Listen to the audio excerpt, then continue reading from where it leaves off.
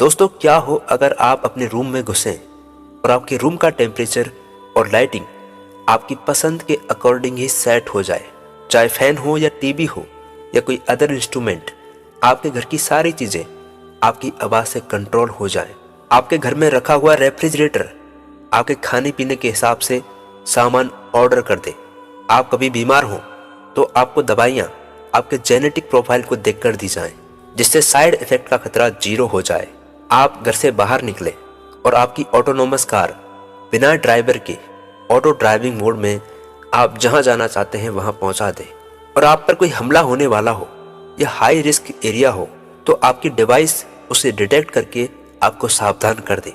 जी हाँ दोस्तों, अब युग आ रहा है आर्टिफिशियल इंटेलिजेंस का। 2025 में आने वाले कुछ महीनों में ही एआई में कुछ ऐसे क्रांतिकारी बदलाव दिखेंगे जिन्हें देखकर आप दंग रह जाएंगे। दोस्तों, वैज्ञानिकों ने 2025 के बाद आने वाले सालों को एआई का युग कहा है। न केवल सुख सुविधाओं के साधन, बल्कि पढ़ाई लिखाई, कामकाज, रोजी रोटी, मकान, दुकान, हर तरफ हर जगह आपको कुछ नया बदलाव देखने को मिलेगा।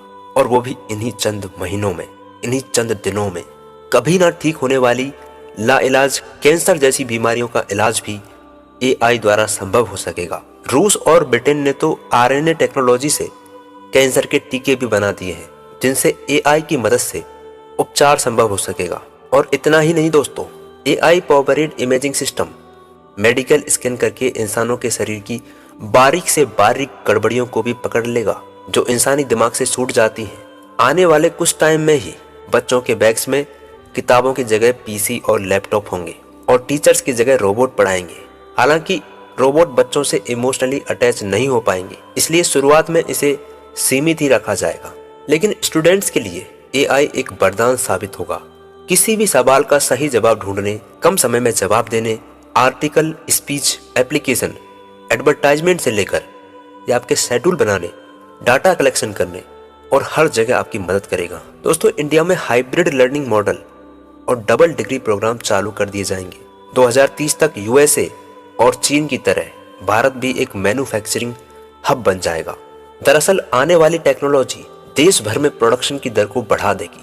जिन कामों को इंसान पूरे दिन में कर पाते हैं, एआई मशीनें उन्हीं कामों को 1 या 2 घंटों में निपटा देंगी। दोस्तों, इंसानों के काम करने की दक्षता लगभग 8 से 10 घंटे की होती है, लेकिन एआई टेक्नोलॉजी पर बेस्ड मशीनें और मैन्युफैक्चरिंग रोबोट्स पूरे 24 घंटे तक काम कर सकेंगे, पूरे दिन काम कर सकेंगे। बार बार के कामों को करने से इंसानों को छुटकारा मिल जाएगा और कंपनियां और इंडस्ट्रीज का प्रोडक्शन लेवल बढ़ जाएगा। जगह जगह पर स्मार्ट सिटीज का उदय होगा। घर बनाने के लिए भी एआई मैप्स का यूज किया जाएगा, जिससे कम स्पेस में भी बेहतर घर बना सकेंगे। सड़कों पर ट्रैफिक कम हो जाएगा। दोस्तों, कुछ समय बाद सड़कों पर AI power traffic management system चालू हो जाएगा, जो ट्रैफिक जाम को कम करने के लिए हेल्प करेगा। इससे आपके ट्रैवलिंग का टाइम भी घट जाएगा। और इतना ही नहीं दोस्तों, एजीआई के आते ही, यानी आर्टिफिशियल जनरल इंटेलिजेंस के आते ही, ये ह्यूमन इमोशंस को भी समझने लगेगा। सोचिए ये कितना खतरनाक और फायदेमंद साबित हो सकता है जब एक मशीन आपके सुख दुखों में शामिल होने लगेगी। ये निश्चित ही इंसानों के डिप्रेशन और एंजाइटी के लेवल को कम कर देगी, लेकिन इंसान इस पर पूरी तरीके से निर्भर हो सकता है। मतलब आपको खुश या दुखी होने के लिए किसी अदर पर्सन की जरूरत नहीं है। दोस्तों, इन सब पर बनाई गई अब तक की मूवीज फ्यूचर में एकदम सही साबित होंगी। आने वाले समय में मशीनें इंसानों के इमोशंस को, भावनाओं को अपने भीतर उतार लेंगी। लेकिन दोस्तों, अगर किसी चीज के बहुत ज्यादा बेनिफिट्स होते हैं ना, तो उसके नुकसान भी बहुत ज्यादा होते हैं। जेफरी हेरिंग ने एआई पर अफसोस जताते हुए कहा है कि चैट जीपीटी गलत खबरों और अफवाहों को आपके सामने आसानी से पेश कर देता है। दरअसल एआई लगभग 10,000 इंसानों के सोचने समझने की क्षमता से भी आगे जा चुका है। डिजिटल सिस्टम हम पर हावी होता जा रहा है। एलोन मस्क और गूगल के सीईओ को भी भविष्य का डर सता रहा है, क्योंकि एजीआई आते ही जॉब्स के कुछ क्षेत्रों में भयानक बेरोजगारी देखने को मिलेगी। इंसानों का 46% कामकाज सिर्फ मशीनों द्वारा ही कराया जाएगा। कलाकार जितनी मुश्किल से अपनी एक आर्ट को बनाता है, एआई उसे कुछ सेकंड में ही कॉपी कर देगा। एआई वॉइस आर्टिस्ट और सिंगर की हूबहू आवाज निकाल सकता है, जिसकी वजह से वॉइस आर्टिस्ट और सिंगरों के लिए भविष्य में खतरा पैदा हो सकता है। दोस्तों, एआई से पत्रकारों की नौकरी को भी खतरा पैदा हो जाएगा।